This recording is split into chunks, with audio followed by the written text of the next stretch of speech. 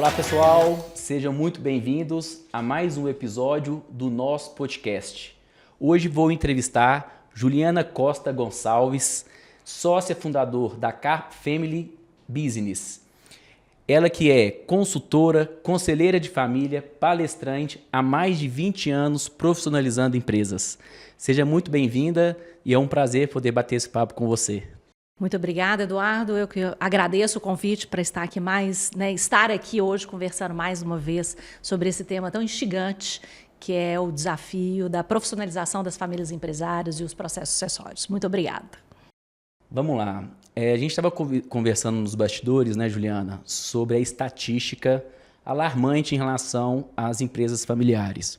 Hoje, 85% das empresas são empresas familiares no mundo.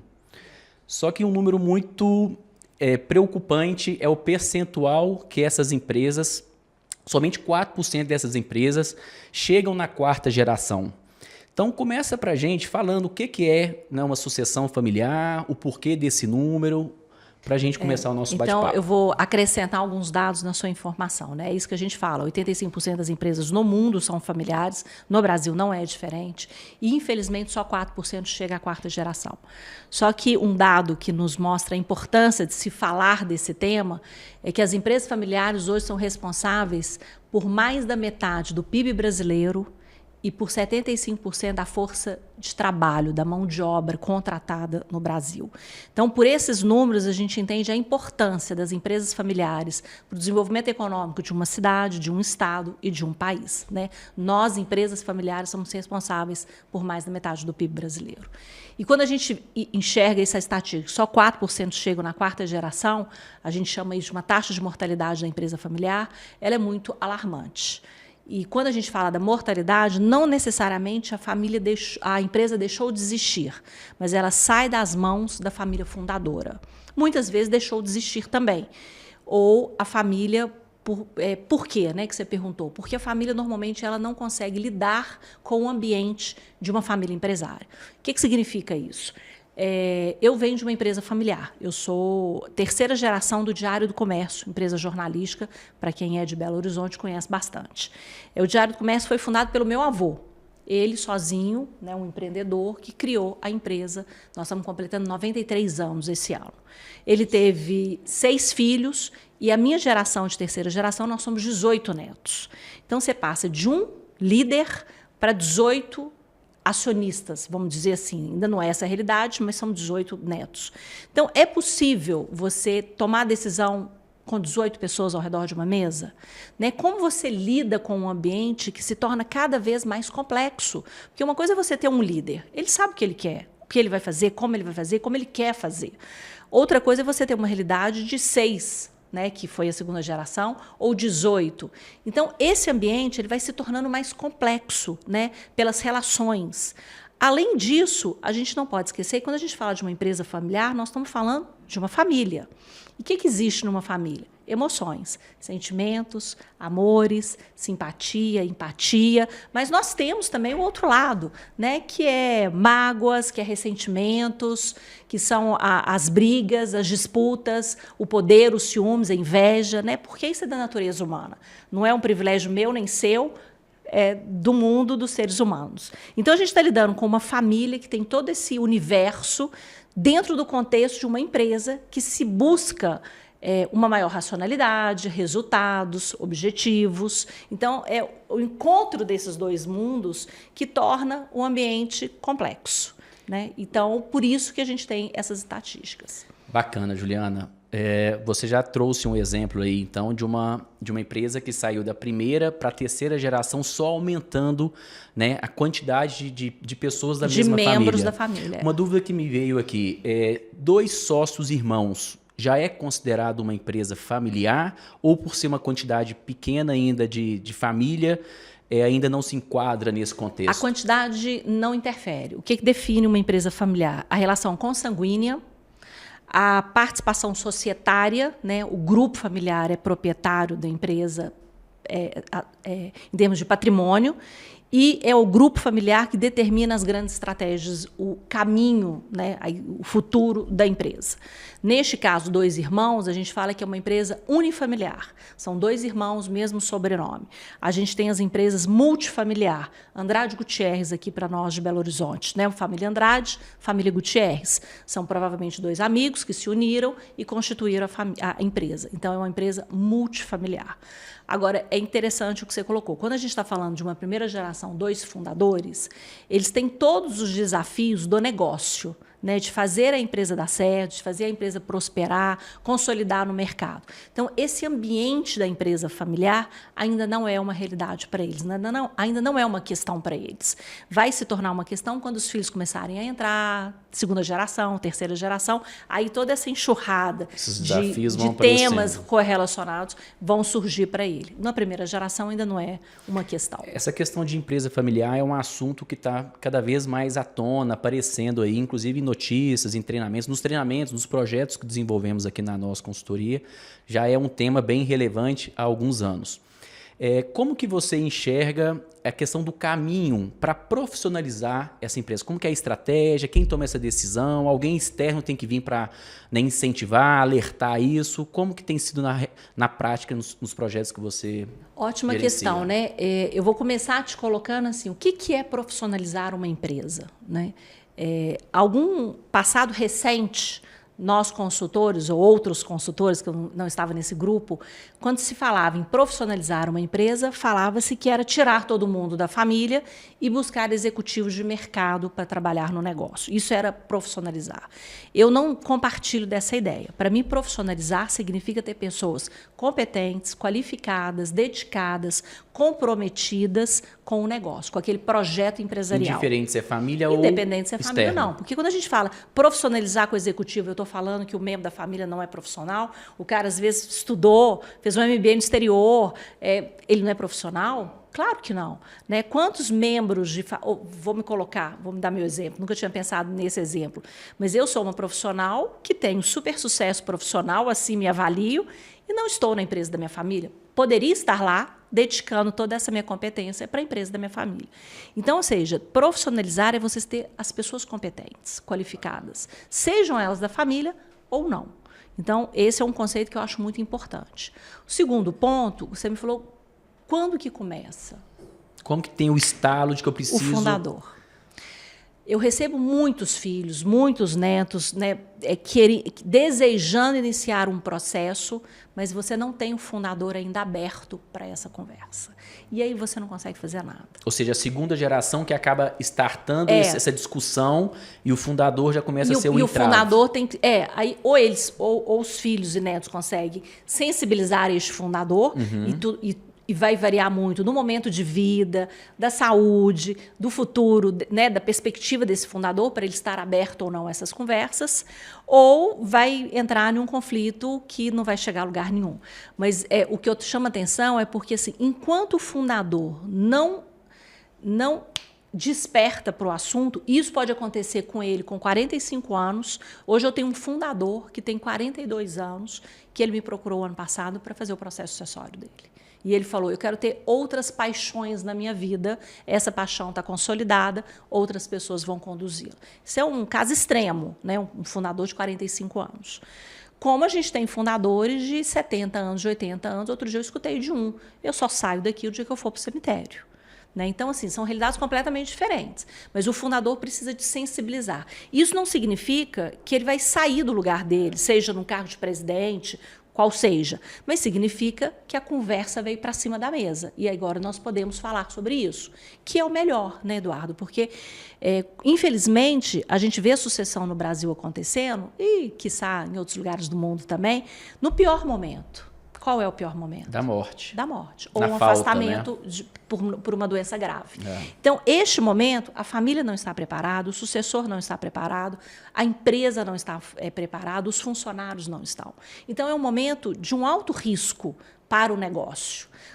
Quando a gente fala de planejamento sucessório, nós estamos falando em algo que é transitório, que é um processo que você vai transferir de uma liderança para outra liderança que está pronta, qualificada. Às vezes nem 100% pronta, mas pelo menos o processo está caminhando. Então é algo que pode demorar 5, 10, 15 anos. É bacana que você ter trago aqui a questão do fundador como um desafio dele sensibilizar e abrir essa discussão.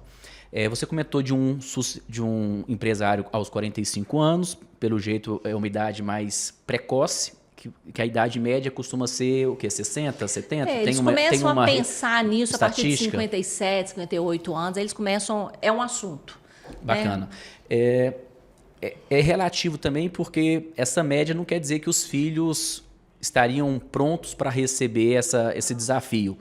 Qual que seria uma mensagem para os empresários para começarem a pensar? Porque eu sei que também que tem critérios, tem que ter estudo, tem que ter passado por vários departamentos, eu sei que tem essas variáveis que cada um define. Constrói a sua. Constrói a sua. Exato. Fala um pouco desse caminho, de uma dica, talvez um caminho ideal para que os empresários pudessem entender um pouco melhor. A primeira dica que eu dou, quando a gente fala de formação das novas gerações de uma empresa familiar, primeiro, sim, para mim não existe possibilidade de não se considerar uma graduação. Isso não existe. Né? Membros de uma família, herdeiros que desejam trabalhar nas empresas das suas famílias, o mínimo que se espera é ter uma faculdade, ter um diploma, ter uma formação. Compatível com o negócio, nem Sim necessariamente? Não? Isso, para mim, não é o mais relevante. Mas houve um investimento de tempo, houve um investimento de tempo, de estudo, de disciplina, de compromisso também, né? De falar o seguinte, eu quero, então eu vou me qualificar para tal. Porque eu tenho 18 primos, 17 primos. É muito cômodo, né? Cabe 17 primos numa empresa? Não. É impossível. Esse é outro ponto importante. A empresa não cresce economicamente e financeiramente na mesma proporção que uma família cresce. Meu avô, nós somos 18. A empresa não cresceu 18 vezes para dar a mesma cadeira, status. E economicamente, né? A mesma condição econômica para 18. Então, é ilusão e loucura achar que vai todo mundo para a empresa. Por isso que você tem que ter os bons, os que querem, os que se dedicam. E como é que você avalia os que se dedicam? Uma faculdade é o mínimo. O compromisso de uma faculdade. Esse é um ponto. O segundo ponto, eu, Juliana, e não é unanimidade essa minha opinião, minha posição, eu defendo, acredito que a experiência fora da empresa, da família, faz diferença. Faz diferença porque nós que somos de uma empresa familiar, se a gente não tem experiência no mercado, a gente vai eternamente questionar se eu sou boa mesmo ou não. O outro me questiona, mas eu me questiono. E eu comigo mesmo é mais difícil do que o outro me questionando. Né? Será que eu estou aqui só porque eu sou filha do dono, neta do dono, ou porque eu tenho qualificação? Porque eu sou boa, porque eu sei o que eu faço.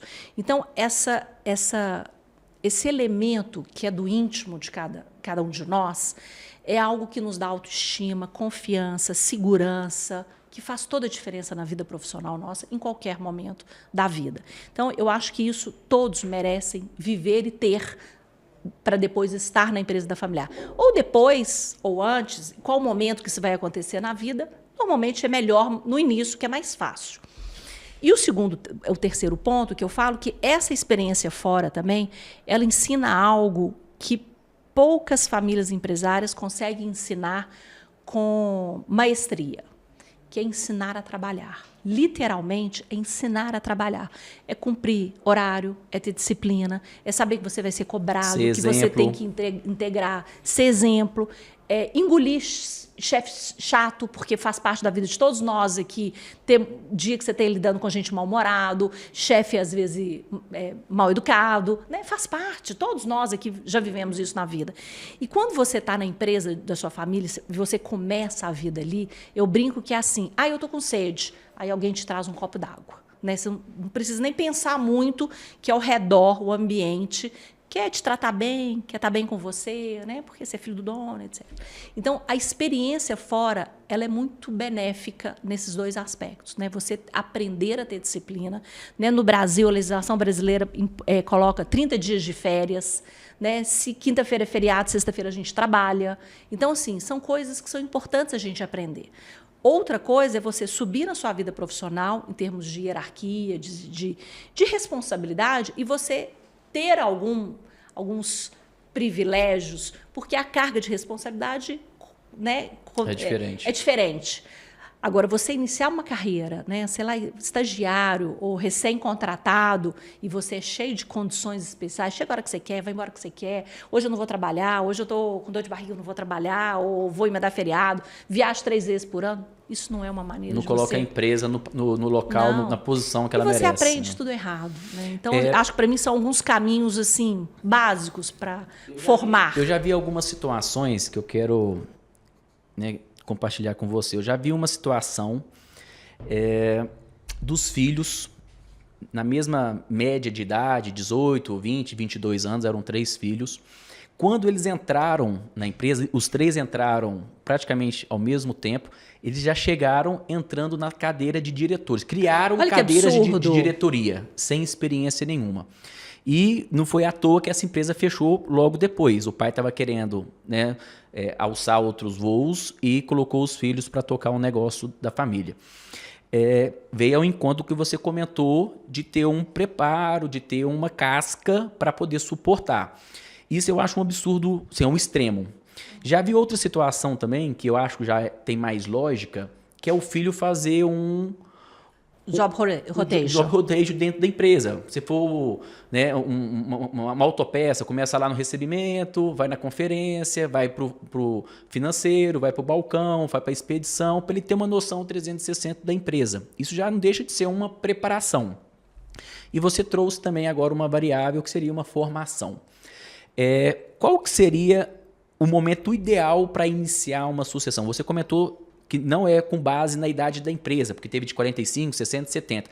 Mas será que seria uma referência, então, da idade do filho ou da experiência do filho? Eu vou te trazer um elemento novo, assim. Eu acho que, para começar, se eu sou filha de uma empresa familiar, se eu sou membro de uma empresa familiar, independente se eu vou trabalhar no negócio ou não, eu sou uma futura acionista. E para ser acionista de uma empresa, precisa de muita responsabilidade, né? Porque os acionistas tomam as grandes decisões. Em um conselho de administração, você toma as grandes decisões. Então, os fundadores, eles têm que primeiro entender que todos os seus filhos, independente se eles vão trabalhar no negócio ou não, eles precisam ser preparados para a responsabilidade de um dia serem donos. E essa responsabilidade, ela começa desde pequena, porque você envolve eles na história, você instiga eles a ter interesse por aquela história que começou há 20, 30, 40, 70 anos. Então, isso começa com as crianças brincando, né? É uma relação que você adequa para a idade, para a linguagem, mas desde sempre você traz, leva, passeia, vão conhecer os prédios que a gente construiu, vamos ver lá a gráfica do jornal imprimindo. É uma forma lúdica, né? Que você vai instigando, estimulando eles para que eles tenham interesse naquele negócio, mesmo que eu vou escolher ser médico. Então, esse é um aspecto para mim importante. No caso do processo de trabalhar na empresa, os filhos eles vão manifestando interesse novos. Chega naquela fase que a gente vai começar a escolher vestibular, o que eu quero fazer da minha vida, ele vai escolher, eu quero fazer arquitetura, quero fazer gestão, quero fazer engenharia. Então, ele vai dando sinais se a empresa da família é uma possibilidade. E você, enquanto pais, estimula para que ele entenda que é uma possibilidade, se ele escolher assim. Eu estou vindo agora de um almoço e eu estava conversando com um parceiro que ele falando que a filha estava estudando no INSPER e aí a filha chamou ele para almoçar e falou, pai, olha minhas notas. Todas as notas de humana, 10. Todas as notas de exatas, 1 ou 2. Aí ele falou, o que você quer? Ela falou assim, eu quero sair, eu quero fazer comunicação. E ele falou, vai ser feliz. Porque eu falo, você impor seus filhos trabalhar no seu negócio é você pedir para os seus filhos terem problemas de saúde mental. Né, que está tão falado nos termos de hoje. E colocar em risco a empresa também. E colocar em risco a empresa, exatamente o que você trouxe aí do seu exemplo. Né? Então, ou seja, nossos filhos têm que sonhar os próprios sonhos. O sonho da empresa, eu falo muito para os fundadores, eu fiz tudo isso para o meu filho. Mentira. Você fez tudo isso para você, fundador. Foi o seu sonho, o seu projeto de vida. Nós temos muitos filhos que compartilham os sonhos dos seus pais fundadores. Isso é maravilhoso, mas não pode ser um peso, uma obrigação. E quando o pai reconhece que o filho não tem, né, o talento para o negócio, sonho, ele se torna, então, o herdeiro. Fala um pouco dessa diferença de filho sucessor para um filho herdeiro? Isso é um ponto que as pessoas precisam ter muita clareza na diferença. Todos os filhos são herdeiros, mas não todos são sucessores. Muitas vezes um ou outro será sucessor. Então, herdeiro é todo filho do fundador ou da fundadora. Então, na ausência dos seus pais fundadores, eu passo a ser dono daquele patrimônio. Então, eu sou herdeiro do patrimônio. Sucessor é aquela pessoa que vai suceder o fundador ou a fundadora, vai ocupar o cargo que eles ocupavam. Será preparado, terá dedicação, comprometimento, vai crescer na vida profissional até chegar o momento que ele vai ocupar esse cargo de liderança. Legal. E a sucessão, ela não necessariamente tem que ser com a família, né, Juliana? Não, obrigatoriamente. Se a gente perceber que não tem uma segunda geração, terceira, quarta, pronta, apropriada para aquele momento, quais são os outros caminhos que o gestor do momento, né, no caso, não necessariamente o fundador, mas o gestor, o administrador daquela empresa pode seguir? Ele tem duas alternativas, porque você pode ter o caso de que eu não tenho nenhum herdeiro interessado, porque eu quero fazer outras coisas da minha vida. Você pode ter o caso de ter herdeiros interessados, mas sem competência, e isso é muito triste, porque você aí vai ter que administrar isso para um pai. Eu sei que é muito difícil, esses assuntos não são fáceis, né? Você falar com um filho que deseja, que quer, que a vida inteira sonhou com aquele lugar e de repente ele não é qualificado para isso e você tem que falar, porque você está colocando em risco o negócio. Então é muito melhor que ele seja um acionista ou que ele ocupe cargos na empresa que não sejam da responsabilidade do principal. Né? Porque eu falo... Para ele ser um futuro sucessor mais à frente. Ou então assim, ok, eu não vou ser o presidente, mas eu vou ser algum outro profissional dentro daquela estrutura. Né? O que você tem que ter clareza é que ele não tem musculatura para ser o presidente ou o CEO. E você tem um caso também, muitas vezes, que você tem filhos interessados que estão se desenvolvendo, mas ainda não estão na idade. Né? O que você colocou é descabido você colocar filhos de 20 e poucos anos, 30 anos, como diretor, porque ele não tem musculatura, não tem experiência para isso. Então, quais são as alternativas? Bom, em primeiro lugar, é você fazer a sucessão com profissionais não familiares, porque a gente fala profissionais que vêm do mercado sem ser da família. E essa alternativa é maravilhosa. Ela, muitas vezes, é a melhor alternativa. É uma escolha responsável. É uma escolha, né? Responsável. Você vai preparar seus filhos para o papel de acionista, como eu coloquei. Um conselho. Porque disso a gente não tira eles. Então, temos que prepará-los para isso. Mas você vai buscar no mercado um executivo. Para isso, você tem que ter uma estrutura de governança para que as coisas sejam acompanhadas, né? Que os acionistas tenham sua responsabilidade. E esse é um caminho. E o terceiro alternativo, quando seus filhos não têm ainda idade, né? Ainda não têm a musculatura, a experiência para ocupar um cargo, você busca executivos de mercado por um período. E esse próprio executivo tem como desafio acabar de formar os filhos para os cargos no futuro. Então, muitas vezes, ele sabe que ele vai estar ali por 4, 5, 6 anos, e daí um tempo ele vai acabar de fazer o processo para outro membro para um dos membros da família. É um caminho maravilhoso. Que legal. E aqui nós estamos falando do formato de empresa, de quando o fundador, que de fato criou a empresa e ele não tem nenhuma outra marca, não é uma concessão, não é uma franquia, né? Não é algo amarrado a outra marca. A gente tem projetos aqui de montadoras, de indústrias, que depende de um revendedor, né? de um distribuidor na ponta. E aí a gente está vendo uma movimentação muito forte da indústria incentivar e exigir desse empresário um plano sucessório, que vem ao encontro de tudo que nós estamos conversando. Infelizmente, existem situações que não tem o filho preparado, talvez naquele momento, ele vai para o lado de um profissional, né? E às vezes ele não consegue fazer essa virada, ele acaba perdendo o direito da bandeira naquela área. Que também agora é uma responsabilidade da marca.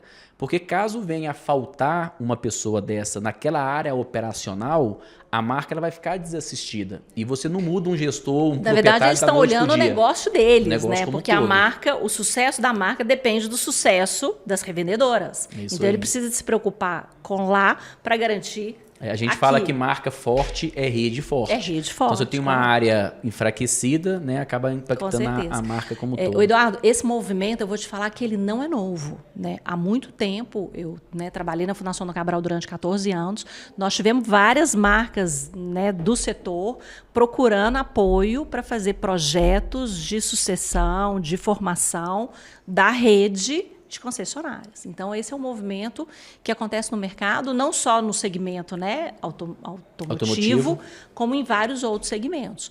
E eu acho que é maravilhoso, né, porque a gente precisa formar esses membros para a continuidade do negócio. E, de novo, não necessariamente só para a gestão, mas também para a responsabilidade de ser acionista. Porque sai de um fundador e vem para 18 netos. Estou exagerando, mas a tendência é cada vez ter mais. Então, projetos como esse é extremamente importante. Hoje, eu tenho a escola, eu sou fundadora da Escola da Família Empresária, que é uma escola que possui um programa, que é o Programa de Formação da Família Empresária, justamente para vir toda a família para a sala de aula, para aprender sobre tudo isso que nós estamos falando. Então, vem pai, vem avô. Eu tenho uma família hoje em sala de aula, que são 24 pessoas de uma família, porque são 6 fundadores, adultos, esposas, porque muitas vezes as esposas ou maridos vêm também, e os filhos, né? Então, eles são 24. Eles estão na sala de aula o quê? Pensando em um projeto sucessório de longo prazo. Né? Você consegue detalhar um pouco mais esse programa que você tem na escola? Fala um pouco para a gente. Então, a ideia é essa, assim, a gente quer ajudar a família a mudar de mentalidade. Então, eu convido, né, toda família empresária, sabendo que o inimigo o muito bom é inimigo do excelente, ou o excelente é inimigo do muito bom. Então, muitas vezes você não consegue trazer todo mundo, mas venha quem quer participar. Então, tem famílias com 6, com 7, com 8, com 10, e essa fora da caixa de 24. E a gente tem, durante um ano, são encontros mensais de 1 dia e meio de aula, onde eles vão ter aula sobre tudo isso: governança corporativa, conselho consultivo, conselho de família, de sócios, acordo de acionista, protocolo, pulverização do patrimônio, né, que é você proteger o patrimônio com casamentos, primeiro casamento, segundo casamento, terceiro casamento, etc. Family office, análise de investimento, mercado de capitais, ou seja, como é que eu cuido do meu patrimônio que nós acumulamos ao longo da vida, o próprio processo sucessório, finanças, né? Eu não quero ensinar ninguém a fazer conta, mas a minha prima, fato real, a minha prima, que é médica, como ela vai ser uma futura acionista, ela precisa saber ler um relatório financeiro. Então, ela precisa de olhar para aquilo ali e falar: meu dinheiro está bem empregado aqui, ou não. Meus primos que estão na gestão estão fazendo um bom trabalho, ou não. É uma responsabilidade dela. Eu falo que o projeto, o programa, e isso para além do programa, os membros de uma família empresária, eles precisam ter clareza de quais são os seus direitos, deveres e responsabilidades. Né? A gente escuta muito eles pedindo os direitos. Cadê meus dividendos? Né? É o que todo mundo quer. Mas para receber os seus direitos, você também tem que ter as suas responsabilidades e suas obrigações. Né? E eu falo obrigação, é saber qual é o seu papel. Né? É seu CPF que está lá. Então, você tem que saber o que isso significa. Então, esse programa é um programa que visa essa formação dos membros de uma família. E vem a minha prima médica. Já sai com definições, já com plano em execução, é um programa mais de conhecimento. De formação. A partir do último terço do programa, a gente entra no paralelo, que é começar a fazer o diagnóstico e aí trabalhar o que aquela família precisa. Porque tem família que chega no programa já tem um conselho, mas não tem um acordo, um patrimônio, não tem um alinhamento da família. Ou já tem um acordo, mas não tem o alinhamento da família, não tem um conselho. Então, cada família tem uma pedrinha no sapato, né? Eu sempre falo isso. Então, é um programa, a família que começa é completamente diferente da família que termina, justamente por esse nível de amadurecimento e de diálogo, porque eles sentam numa mesa como essa, a família senta junta, e aí ela começa a ter o conteúdo e discutir a realidade dela. Então, um programa maravilhoso. Juliana, então eu arrisco a dizer aqui que esses 85% de empresas familiares, para chegar em 100%, pouco custa, porque vai dependendo das novas gerações. É difícil você pegar uma pessoa que não tem filho hoje, né? Então, um plano sucessório, uma governança, é aplicado praticamente para 100% das empresas. 100% das empresas familiares. Eu, Juliana, não acredito no futuro de uma empresa familiar se não passar pelo trilho da governança corporativa. Né? E a gente escuta muito, e vocês devem escutar isso também, a governança corporativa é para empresa grande. Não, não é para empresa, não é só para empresa grande. Se a gente é uma empresa familiar, a gente tem que trazer os princípios da governança aqui para dentro. Transparência, prestação de contas, equidade, né? Uma gestão financeira clara, transparente, com prestação de contas, né? Para minha prima que é médica, né? Pobre Ana Cristina aqui sendo exemplo de tudo, mas assim, ela é uma médica que não está envolvida nos negócios, não entende nada, mas ela vai ser uma acionista. Então eu preciso prestar contas para ela precisa de estar sabendo o que acontece aqui. Então a gente precisa trabalhar para poder formar esse ambiente da governança, porque é ele que vai permitir que todos estejam envolvidos, cada um entendendo o seu papel, o seu fórum, onde eu falo, onde eu não falo, que tipo de decisão eu participo ou eu não participo. Papéis e responsabilidades. Juliana, nós estamos chegando ao fim. Você comentou um ponto importantíssimo aí para deixar claro para os nossos ouvintes. Então, esse plano sucessório é para qualquer empresa, pequena, média e grande.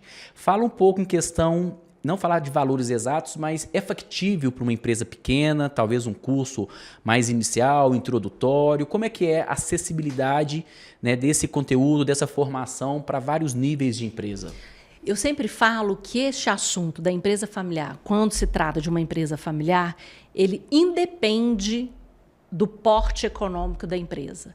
Porque eu posso ser uma rede de lojas de calçados, por exemplo, tem 3 lojas em Belo Horizonte, mas eu sou uma empresa familiar, tudo que nós conversamos está ali dentro. Né? Alguns pontos mais fortes, uns mais difíceis, outros menos difíceis. Então, trazer esse assunto para cima da mesa e conversar sobre ele é uma obrigação do fundador se ele quer longevidade para o negócio dele. Porque se ele não conversa, ele evita, é o que a grande parte das vezes acontece, ele está criando um problema, porque alguma hora isso vai cair no colo dele, não tem jeito. Então, a família empresária, independente do porte dela, tem que trazer esse assunto para conversar.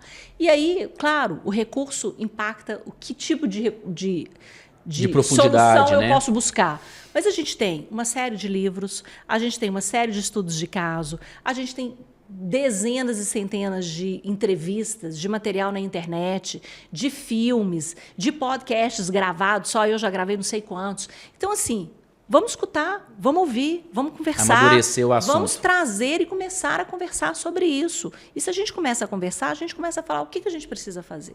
Qual que é o primeiro caminho? Porque nenhuma empresa faz tudo de uma vez, né? Vamos imaginar, proteção patrimonial, governança, acordo, sucessão. Não tem jeito de fazer tudo. Você começa algo e o resto... Ô, Juliana, nós vamos ter que fazer alguns outros episódios, hein? Com eu tô vendo que esse assunto é um assunto que rende bastante, é um assunto gostoso e um assunto atual. Apesar de você ter comentado que não é um assunto novo, mas para muitas empresas e empresários, de fato, é um assunto, né, relativamente novo no dia a dia deles. Na realidade deles. Então, te agradeço demais por esse tempo, Eduardo. Esse bate-papo gostoso, leve, muito bom ouvir você. Então, pessoal, vai estar na legenda aí, né, o Instagram, os contatos da Juliana, da nós. Fiquem à vontade aí para seguir, para nos acompanhar e ficar mais por dentro, né, do plano sucessório familiar. Tenha isso na pauta, né? Tenha isso nas coisas importantes a serem olhadas. Isso aí. Muito obrigada pelo convite, foi um prazer estar aqui. Prazer é meu. Até o próximo.